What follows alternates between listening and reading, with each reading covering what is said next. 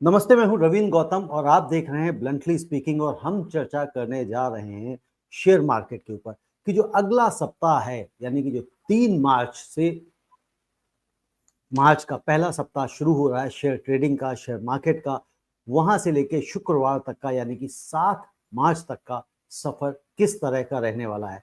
पिछले सप्ताह को अगर हम देखें तो बहुत ही भयावह रहा है और 28 फरवरी की जो खास तौर से शुक्रवार जो लास्ट ट्रेडिंग डे था तो उसने तो अब तक के सारे रिकॉर्ड ही तोड़ दिए और पिछले कहते हैं ना 96 के बाद ये सबसे बड़ी मंदी दिखाई दे रही है शेयर बाजार में।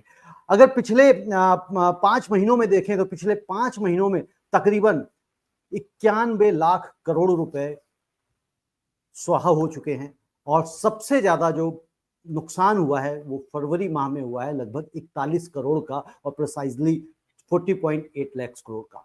तो ये मार्केट अब मार्च में कहाँ जाने वाला है, किस तरह से रहने वाला है, इसके ऊपर हम चर्चा करेंगे। अगर हम सुभाष जी के पिछले लेवल को देखें जो उन्होंने शेयर किया था तो उन्होंने कहा था जो निफ्टी है वो 22,350 से 23,550, तो 22,350 का जो लोवेस्ट रेंज था निफ्टी ने वो तोड़ा और 22,125 पे पहुंच गया, जबकि बैंक निफ्टी 48,100 से लेकर 50,400 की रेंज दी थी, लेकिन बैंक निफ्टी ने सुभाष जी का दिया हुआ लेवल नहीं तोड़ा।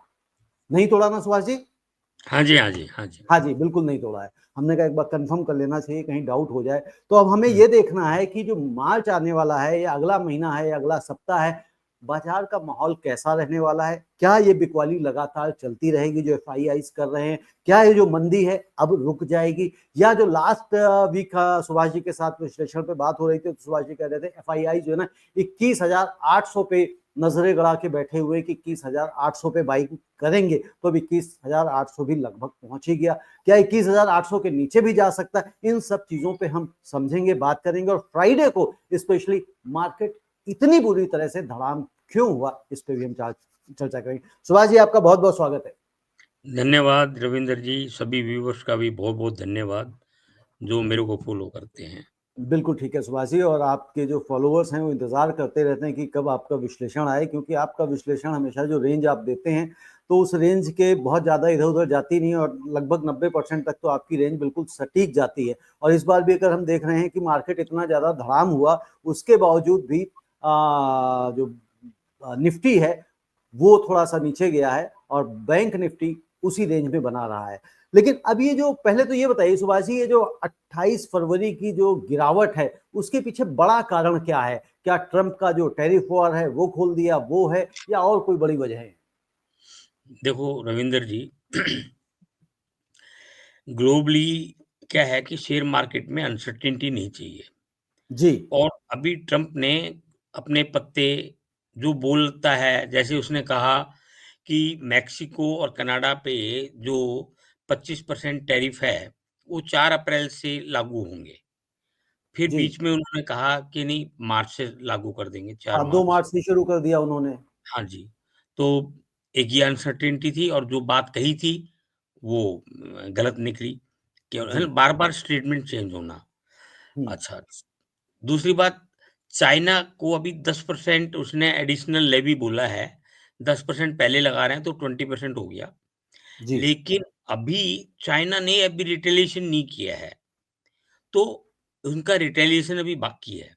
तो जो ग्लोबल ट्रेड वार है, China is a biggest country और अमेरिका 2 बिग कंट्री के अंदर यदि ट्रेड वार स्टार्ट हो जाए, तो वर्ल्ड मार्केट के हिसाब से भी वो सही नहीं है और इसलिए भी अनसर्टेनिटी बनी हुई है। इंडिया के साथ क्या होगा, ये अभी नहीं पता। रेसिप्रोकल की बात चल रही है। रेसिप्रोकल होना नहीं है क्योंकि रेसिप्रोकल में तो लेवीज हम बहुत हाई-हाई लगाते हैं, कितना भी कम कर जी। दें, उसके बावजूद भी अमेरिका बहुत थोड़ी लेवी लगाता था इम्पोर्ट ड्यूटी और हमारा कोई इतना ज़्यादा एक्सपोर्ट भी नहीं ग्लोबल के होता। हिसाब से कोई ज़्यादा परसेंटेज नहीं है कि जी। लेकिन फिर भी हमारे लिए बहुत हमारी इम्पोर्टेंट। फार्मा फार्मा में तो हमारी अच्छी खासी है। हाँ जी। हमारी जैसे जेनरिक फार्मा जाता है, तो जी। वो इतना उसमें इतना मार्जिन नहीं होता, तो जेनरिक में तो थोड़ा ही कम मार्जिन होता है। जी। और जो डेवलप्ड फार्मा होते हैं उनमें मार्जिन बहुत होते हैं, वो तो 100 रुपए की चीज 500 में भी बेच देते हैं। हाँ, तो 1000 में भी बेच इसलिए लेते हैं। हाँ, 1000 की भी बेच सकते हैं।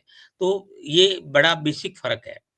उनके वो फाइटर प्लेन है, वो 700 बिलियन यूएस डॉलर और 700 करोड़ के हैं। तो ये इतने हाई रेट के हैं, उनमें कितना मार्जिन ऑफ प्रॉफिट है, हम यदि बनाए तो 100 करोड़ में बना देंगे। जी। वही क्वालिटी हमारे भी डेवलप चल रहे हैं और रसिया उसको आधे प्राइस में दे रहा है। तो हुँ, मतलब जो 28 तारीख को प्रॉब्लम आई, वो एक तो अनसर्टेनिटी थी मेन कारण, है नी? एफआई की सेलिंग तो कंटिन्यूअस चल रही थी, है नी?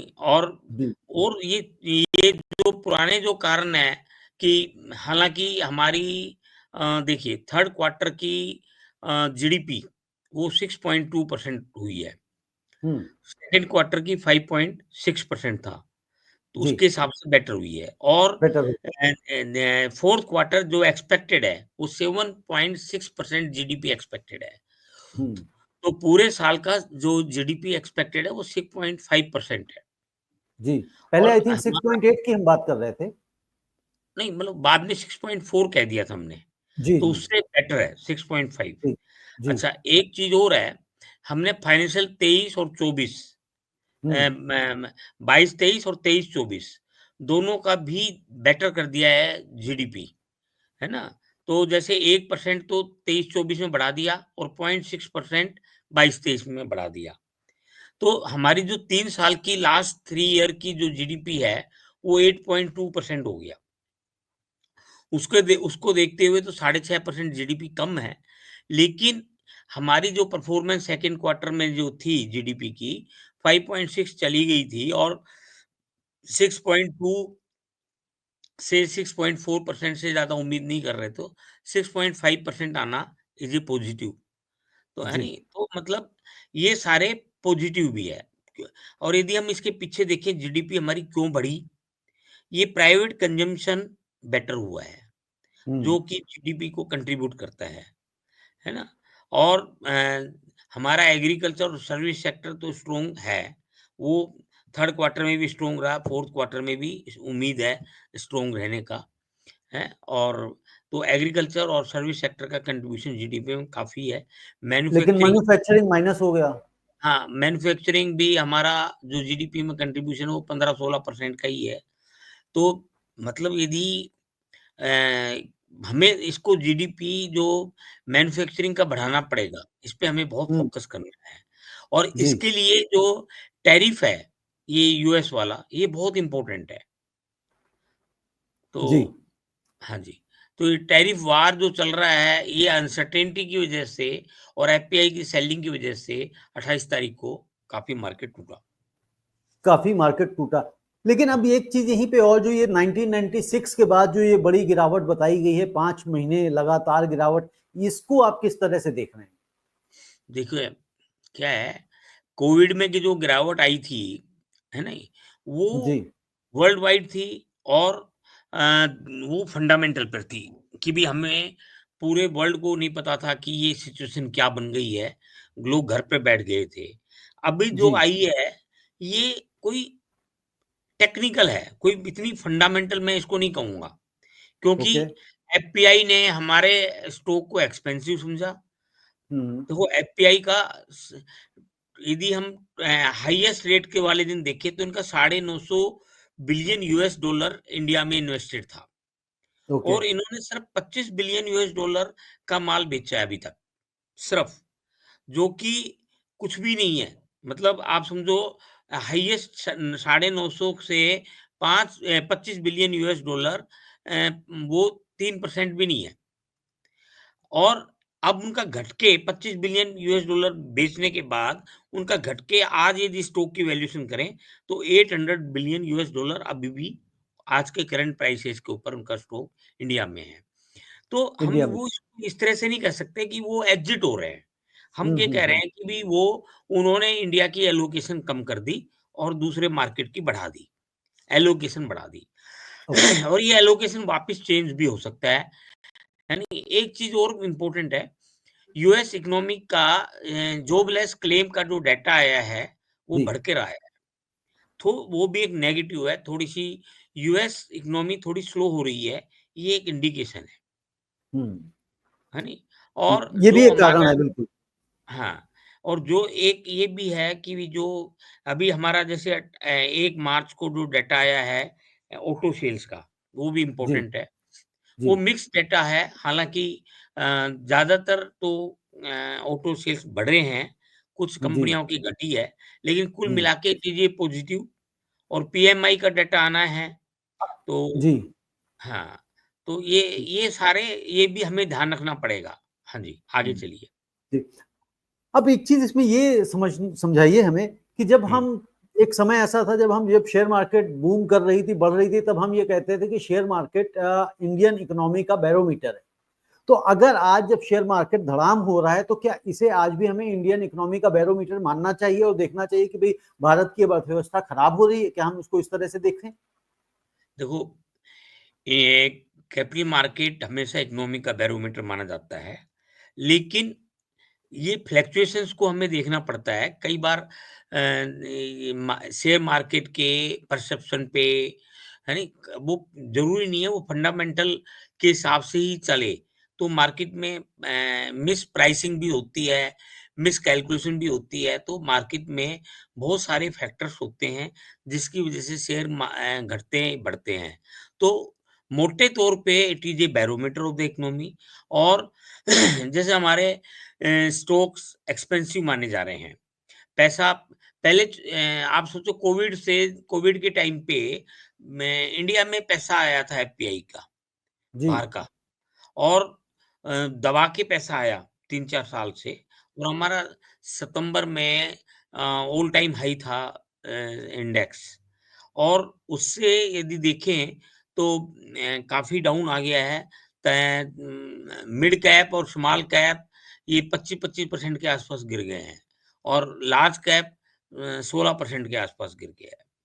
तो कहने का मतलब ये है कि अ, ये इसका ये मतलब नहीं है कि कोई आज हम हमारी इकोनॉमी खराब होगी। इकोनॉमी तो हमारी अच्छी है, लॉन्ग टर्म इकोनॉमी में कोई दिक्कत नहीं है। अब सिर्फ ये है कि जो ये एक अपॉर्च्युनिटी भी है कि जो लॉन्ग टर्म इन्वेस्टर हैं, जो फंडामेंटल इन्वेस्टर हैं, उनको वैल्यू बाइंग कर सकते हैं। स्टॉक स्पेसिफिक अंडरस्टैंड करके उनको बाई कर सकते हैं, सेक्टर को अंडरस्टैंड करके बाई कर सकते हैं। क्योंकि इंडिया की स्ट्रेंथ मेंटेन्ड है, कहीं कोई घबराने की बात नहीं है। हम वर्स्ट में भी 6.5% के करीब जीडीपी ग्रो कर रहे हैं। वर्ल्ड वाइड हमारी जीडीपी जो है, वो 3% से नीचे जा रही है नहीं? हम्म। उसको देखते हुए अभी भी हमारी जीडीपी डबल से ज़्यादा है नहीं? तो तो सुभाष जी, इसमें मतलब बिल्कुल घबराने वाली बात नहीं है। मतलब अगर आप इकोनॉमी को देख के बता रहे हैं, लेकिन जिस तरह से अगर शेयर में जिन लोगों ने पैसा निवेश किया था, उनका पोर्टफोलियो माइनस में जा रहा है, लाल हो रहा है, नुकसान हो रहा है, तो वो तो बेचारे घबराए पड़े हैं, वो कह रहे हैं जी हम क्या करें?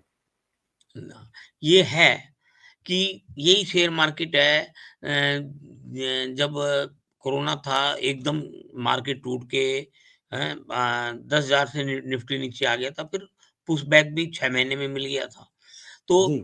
ये अब ओवरसोल्ड की पोजीशन है। जब ये हम्म, पुल बैक रैली कह लो या पुश बैक कह लो, जब ये आएगी, तो मेरे को लगता है कि तेजी से भी हम जैसे के होता है ना, जी, जी। उसमें हैं, ऐसे रिकवरी आ जाती है नहीं? तो एकदम रिकवरी नीचे भी चली जाती है और फिर ऊपर भी ऐसे ही चली जाती है। तो हम्म, रिकवरी कभी भी आ सकती है, पहली बात। और मार्केट थोड़ा नीचे भी जा सकता है। क्यों? नीचे जाने के कारण मैं बता देता हूँ। जैसे मान लो आज डीआईआई म्यूचुअल फंड खरीद रहे हैं, तो वहाँ पे जो इंडिविजुअल इन्वेस्टर है, वो अभी पैसा उसमें डाल रहे हैं, रिडेम्पशन नहीं करा रहा। मान लो रिटेल इन्वेस्टर पैनिक में आ गया और वो हम्म, रिडेम्पशन कराता है, तो मार्केट और फर्दर डाउन चले जाएगी। वो टेक्निकल है। फर्दर भयंकर डाउन जा सकता है, 1000 पॉइंट भी जा सकता है। लेकिन मैं इस थ्योरी को इसमें फ़ेवर में नहीं हूँ, क्योंकि retail investor in large number understand करता है कि मार्केट इंडिया का सॉलिड है। हम लंबे टाइम के लिए इन्वेस्ट कर रहे हैं। शॉर्ट टर्म में मार्केट में go down, it can be a big opportunity to buy it. तो ये बाय करने की अपॉर्च्युनिटी भी होती है। अच्छे स्टॉक को जो हमें नॉर्मल टाइम में नहीं मिले, उनको हम एक्युमुलेट कर सकते हैं। हम टाइम टू टाइम बाई कर सकते हैं, वन टाइम बाई नहीं करें, है नहीं, जैसे सिप का लगाते हैं मंथली बिल्कुल बेसिस उस पे, तरह से करते चले तो जाएं। हम अपना बिल्कुल, थोड़ा थोड़ा पैसा फंडामेंटल में लगा सकते हैं। बिल्कुल ठीक है। सुभाष जी, नेक्स्ट वीक के लेवल जानूं उससे पहले एक दो सवाल मैं और करना चाहता हूँ। हाँ, एक जो जिस तरह से कहें शेयर मार्केट में पैनिक है, जिन लोगों का पैसा डूब रहा है, नुकसान हो रहा है, ये क्या वो लोग ज्यादा हो सकते हैं जो जिन्होंने अभी पिछले हाल फिलहाल 4-6 महीने में पैसा लगाया है और उनका पोर्टफोलियो में नुकसान ज्यादा आ रहा हो, ऐसा हो सकता है? क्योंकि जो पुराने इन्वेस्टर्स हैं जो साल 2 साल 3 साल से लगातार करते चले, तो उनके पोर्टफोलियो में तो इतना माइनस नहीं आया होगा। देखो ऐसा है, ये मार्केट 3-4 साल से बूम पे था। जी, सितंबर 2024 से market, end of the September 2024 से मार्केट गिरना शुरू हुआ है। गिरना शुरू हुआ। अक्टूबर से इनकी एफपीआई की सेलिंग है, कंटिन्यूअस सेलिंग चल रही है। और जी, मार्केट सबसे सही मायने में कोई कभी 1-2 दिन बीच में तेज़ी पकड़ गया तो, लेकिन टेक्निकली वो तेज़ी नहीं पकड़ी है। तो जो जिन्होंने मान लो जुलाई, अगस्त, सितंबर में किसी ने एंट्री ली है, उसने पहले तेज़ी देखी और वो शेयर इतना तेज़ देख के उसका डाउन आ गया आज काफ़ी। ब्रॉड बेस्ड जो मिड कैप, स्मॉल कैप 25-25% तक टूट चुके हैं। और यदि इंडिविजुअल स्टॉक देखें तो कहीं 50-50% भी टूट गए हैं। हाँ, वो टाटा मोटर 70-70 ₹1100 जी, ऊपर चला गया था, छ छ आज सवा 600 600 कुछ है, है। ₹630 जी, है। तो यही 45 इतना बढ़िया स्टॉक है, ये इतना टूट गया है। ऐसे और बहुत सारे स्टॉक हैं जो टूट गए हैं, और कई मिड कैप और स्मॉल कैप में तो 50%, 60%, 70% तक टूट गए हैं। 52 वीक लो तक चले गए हैं। तो लेकिन ये है, जो नए इन्वेस्टर हैं वो घबराएँ नहीं। यदि आप फंडामेंटल में विश्वास करते हैं, थोड़ा लॉन्ग टर्म अपने इन्वेस्टमेंट को रख सकते हैं, तो मैं तो ये फ़ील करता हूँ कि वेट एंड वॉच करें। क्योंकि long term growth story India की इंटैक्ट है, और कहीं कोई नेगेटिव नहीं है। जो कहीं कोई नेगेटिव है, नेगेटिव नहीं। हाँ जी, जो और जो नेगेटिव आपने है कहा कि जी, हाँ, जो नेगेटिव वही है। 2 ही नेगेटिव है, एक तो एफपीआई की सेलिंग ज़्यादा आ रही है, ये नेगेटिव बनता है नहीं? एक यूएस की इकोनॉमी में थोड़ा-सा चल रहा है, स्लो डाउन नहीं आ जाए, उसमें पैनिक है। और एक ये trade war, global trade war जो है, ये पैनिक है कि भई ये क्या शेप ले ले, अनसर्टेनिटी मार्केट को नहीं चाहिए। जैसे मान लो आज हम कोई फार्मा कंपनी हम एक्सपोर्ट करते हैं, कल को जी, हम पर इम्पोर्ट ड्यूटी बढ़ा दी जाए यूएस, क्योंकि हमारा मेजर एक्सपोर्ट यूएस को होता है। वहाँ हमारी कोई किसी कंपनी के अंदर हमारा मेजर एक्सपोर्ट हो रहा है और हमने उस कंपनी के शेयर ले लिए, और वहाँ पे वो टैरिफ बढ़ा देता है, तो तो यहाँ पे अनसर्टेनिटी है ना, वो कि एकदम शेयर बिल टूट जाएगा। उसकी बिल्कुल सेल, बिल्कुल आप ठीक कह रहे हैं। और जैसे आपने कहा एफआईआईज़ अभी जो फ्राइडे को भी उन्होंने बहुत तगड़ा 11,617 639 करोड़ रुपए की आई थिंक बिकवाली करी है, जो सबसे ज़्यादा है। और जो आपने हाँ कहा जी, कि भई जो मतलब 52 मैं वीक का आपको लो बता बना देता दिए। हूँ, जी, फिगरें बता देता हूँ। 28 जी, फरवरी को 11,639 करोड़ की है। डीआई जी, ने, डोमेस्टिक इंस्टीट्यूशन ने 12,309 करोड़ का प्लस किया है। जी, और 1 जनवरी से 1,46,672 करोड़ की सेल कर चुके हैं, 1 जनवरी से जनवरी-फरवरी में। और डीआईआई जो अपन इंस्टीट्यूशंस हैं लोकल, 1,51,442 करोड़ का ये बाइंग कर चुके हैं। मतलब बाइंग कर उनसे चुके हैं। ज़्यादा प्लस है प्लस है, नहीं? बिल्कुल। हाँ और जी। जैसे आपने कहा कि 52 वीक का जो लो छुए हैं, वो तो 28 फरवरी को तकरीबन 908 शेयर्स जो रहे हैं, उन्होंने 52 वीक का लो छुआ है।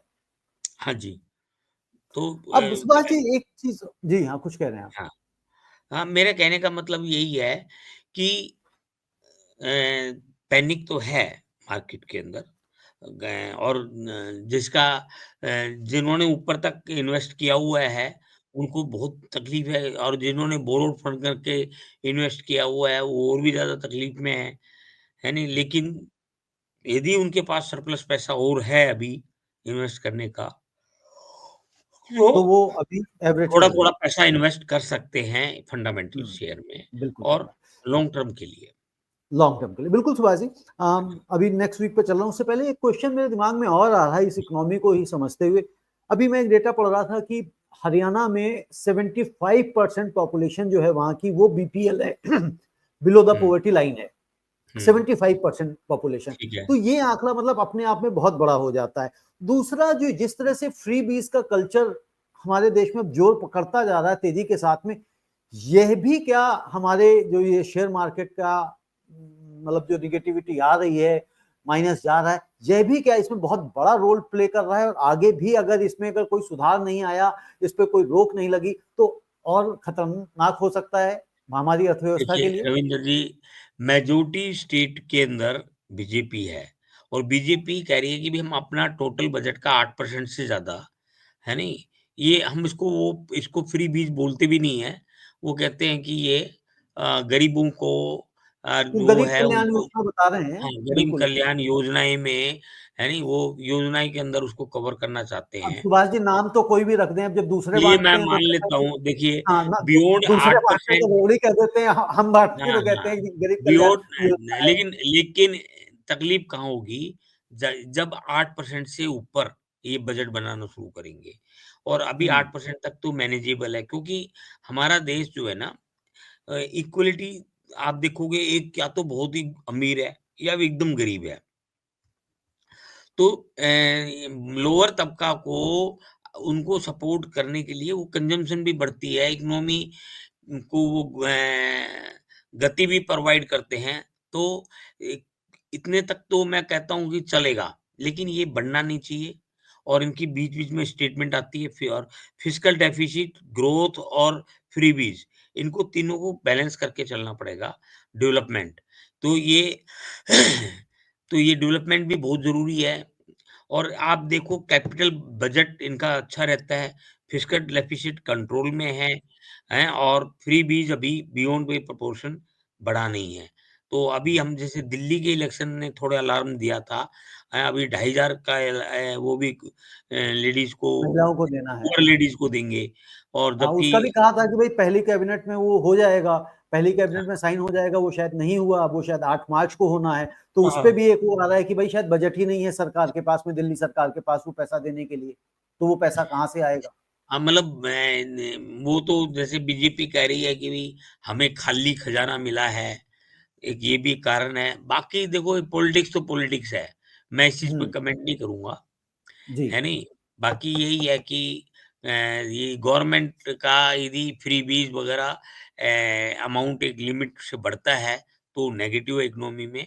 और हो सकता है एफपीआई जिस बात से भी उनमें हो पॉइंट कि यार ये हिंदुस्तान में फ्रीबीज़ चलता है, तो और ये बिल्कुल। बढ़ता और चला सुभाष जी जिस जाएगा, तरह से इलेक्शन इकोनॉमी अब ढीली हो आगे जाएगी। बिल्कुल, और जिस तरह से इलेक्शन अब आने वाले समय में होते जाएँगे, जैसे बिहार का इलेक्शन आ रहा है, तो वहाँ भी इस तरह से फ्रीबीज़ की घोषणाएँ हो जाएँगी कि हम आपको ये देंगे, तो अल्टीमेटली तो वो ये नेगेटिव है। जाएगा नेगेटिव है ये ना। और इकोनॉमी के जितनी लिए, शेयर मार्केट के लिए फ्री बीज एक लिमिट के बाद बढ़ता है तो नेगेटिव है। और यदि सारी पॉलिटिकल पार्टी जिसको अडॉप्ट कर रही है तो नेगेटिव है। लेकिन नेगेटिव मैं फील करता हूँ कि इस पे चर्चाएँ होगी और इस पे कोई ना कोई जुडिशियल अनाउंसमेंट आ जाए कि भई बियॉन्ड योर दिस 8% से ज़्यादा आप इस पे खर्चा ना करें। और सभी का, और उसमें कारण बजट में कैसे प्रोवाइड करेंगे, इसमें कुछ और मॉनिटरिंग या रेगुलेशंस कुछ आए कुछ ना तो कुछ आने उससे चाहिए। डेवलपमेंट, बिल्कुल है ठीक ना? है। तो सुभाष जी अब अगर हम अगले सप्ताह की बात करें और अगले महीने की भी बात करें, तो अभी अब आपको मार्केट में कितना गिरावट या मतलब इसको किस तरह से देख रहे हैं? नेक्स्ट वीक की अगर हम अभी बात करें? देखिए, निफ्टी 22,125 क्लोज़ हुआ था 28 फरवरी जी, को। जी। मेरी रेंज है 21,600 और नेक्स्ट वीक के लिए 22,600 आपकी रेंज है 21,600 और 22,600, क्योंकि मैं 21,800 को स्ट्रॉन्ग मानता हूँ। लेकिन अभी ठीक है। मोमेंटम जो चार्ट वगैरह दिखा रहे हैं टेक्निकल के हिसाब से, वो ये है कि उसको तोड़ सकता है। और तो फिर 21,600 मैं सोचता हूँ इस वीक के लिए सेफ तोड़ना रहेगा। सेफ रहेगा। और बैंक निफ्टी 48,345 था क्लोज जी, होने में, तो जी। 47,600 और 49,300। 47,600 49,300। हाँ जी। अच्छा सुभाष जी एक और बताइए कि जैसे जिस तरह से निफ्टी तो बहुत ज्यादा गिरा जबकि बैंक निफ्टी नहीं गिरा, और कई बार हम देखते हैं कि निफ्टी से मतलब डबल पॉइंट उसके गिर जाते हैं, तो इसके पीछे क्या कारण रहा? बैंकिंग सेक्टर मजबूत रहा? देखो ऐसा है, बैंकिंग सेक्टर में एक तो रेगुलेशंस बहुत अच्छे कर दिए हैं। जी, है नी? इकोनॉमी डाउन जाने के बाद पहले क्या होता था, एनपीए बढ़ जाते थे, हैं? ग्रॉस एनपीए बढ़ जाते थे, नेट एनपीए बढ़ जाते थे, है नी? और बैंक फेल स्टार्ट हो जाने थे। लेकिन अब ये कैपिटल एडिक्वेसी और कुछ नॉर्म्स जो ले आए और इन्होंने एनपीए पे कंट्रोल किया, मॉनिटरिंग अच्छी कर दी। हाँ, आरबीआई का भी टाइम टू टाइम गाइडेंस चल रही है और मॉनिटरिंग अच्छी है। तो इसकी वजह से एनपीए अभी भी डाउनवर्ड इकोनॉमी के अंदर कंट्रोल है। तो इसलिए मैं ये बैंकिंग स्टॉक फंडामेंटली स्ट्रॉन्ग लग रहे हैं और घट नहीं रहे ज़्यादा। ओके। या तो राइट सुभाष है। जी, अभी मतलब आने वाले जैसे मतलब 1 हफ्ता, 2 हफ्ता, 3 हफ्ता, 4 हफ्ता, या यूँ कह लें कि जो फोर्थ क्वार्टर का लास्ट मंथ है, तो ओवरऑल सिनेरियो आप क्या देखते हैं कि अभी मतलब कॉशियस रहने की आवश्यकता है कि अभी जैसे आपने कहा 1000 पॉइंट तक गिरने को और भी गिर सकता है, तो क्या मतलब वाक़ई में ऐसा संभावनाएँ बन सकती हैं, दिख रहा है, देखिए, जिस तरह से अनसर्टेनिटी दिखाई दे रही है मार्केट नहीं मार्केट है ना ओवरसोल्ड है, ठीक है? और यदि जब भी इसमें अ, एक बड़ी ग्रुप इसको जब तक नहीं खरीदेंगे, है ना? एक साथ, तब तक ये थोड़ा-सा वापस आने में ज़ोर पड़ेगा। तो कोई जो फंडामेंटल बहुत से लोगों ने स्टार्ट करा है और फंडामेंटल खरीद रहे हैं, रिटेल वाले भी बहुत खरीद रहे हैं। इसी प्रकार इंस्टीट्यूशंस को भी लगेगा कि भई अभी मैसिव बाइंग करनी चाहिए। तो ये चक्का जो है ना यार यहाँ पे इनकी भी मुझे लगता है सेलिंग अब धीरे-धीरे कम होनी शुरू हो जाएगी। हुँ, क्योंकि अब लेवल एक ऐसे आ गए हैं कि यहाँ पर भी FPI would not be interested to sell more, है ना? जैसे वो मैंने बताया था लास्ट टाइम में कि प्राइवेटली दे टेल कि we would like to see Nifty index 21,800, तो जी, उनकी सपोर्ट रहेगी 21,800 पे, यहाँ पे बाइंग आ सकती है। अब टेक्निकली जैसे मैंने बताया कि फिर भी उसको भी तोड़ता है तो 21,600 will be very strong support. तो ये यहाँ से बाइंग बननी चाहिए, है नी? तो जी। मतलब अभी जो अभी लास्ट जो में लास्ट फंडामेंटल वाले लास्ट लोग हैं जिनके पास सरप्लस है, वो लोग इसमें इन्वेस्ट कर सकते हैं। जी। तो सुभाष जी, एक और लास्ट क्वेश्चन लेते हैं इस पे कि हाँ जी। जैसे हम लोग बजट से पहले प्लान सोच रहे थे कि भी मार्केट जो है ना फरवरी में 26,000 27,000 चला जाएगा, तो बजट वाले दिन 23,807 का इसने हाई बनाया है, उसके बाद से नीचे नीचे जा रहा है। तो अब जिस सिचुएशन पे हम पहुंच गए हैं, तो क्या हम इस ईयर एंड तक हम इसको 26,000 27,000 देख सकते हैं? पॉसिबिलिटी दिखाई देती है, क्योंकि 22,000 से या यूं कह लें 21,000 से 27,000 जाना, 6,000 पॉइंट का बढ़ जाना अपने आप में मतलब बड़ी बात है क्या? नहीं भई, अभी तो थोड़ा-सा इतना नहीं लगता कि बाइंग भी आएगी, तो फिर बीच-बीच में सेलिंग किसी भी हर हर रेंज के ऊपर सेलिंग भी बनेगी। तो ये है कि धीरे-धीरे मार्केट मेरे ख्याल बढ़ना चाहिए। It can take 3-4 months. 30 June के आस-पास मैं सोचता हूँ कि मार्केट में जो लेवल आप कह रहे हो 26,000 के आस-पास, वो लेवल आ सकता है। Okay, okay. अच्छा, मैं तो ईयर एंड की ही सोच रहा था कि दिसंबर तक, बट अगर जून तक भी आ सकता तो एक अच्छा वो हो जाएगा। नहीं, मतलब एटलीस्ट देखो फंडामेंटल मैं अगेन कह रहा हूँ जी। क्या है हुआ हुआ क्या है कि corporate earning second quarter, third quarter ज़रा जितनी एक्सपेक्टेड थी नहीं आ रही थी। तो बस वो एक नेगेटिव ट्रिगर नहीं बना है और हुँ, ये मार्केट ने जैसे चाइना है, जर्मनी है, यूरोप के मार्केट हैं, ये और वो थोड़ा-सा अट्रैक्टिव बन गए थे, तो पैसा वहाँ चला गया, यूएस में चला गया। अब यूएस हुँ। में भी थोड़ी-सी स्लो डाउन लग रही है और टैरिफ का क्लैरिटी नहीं दे रहे, तो वहाँ भी इन्फ्लेशन और ये सब चीज़ें स्टार्ट हो सकती है।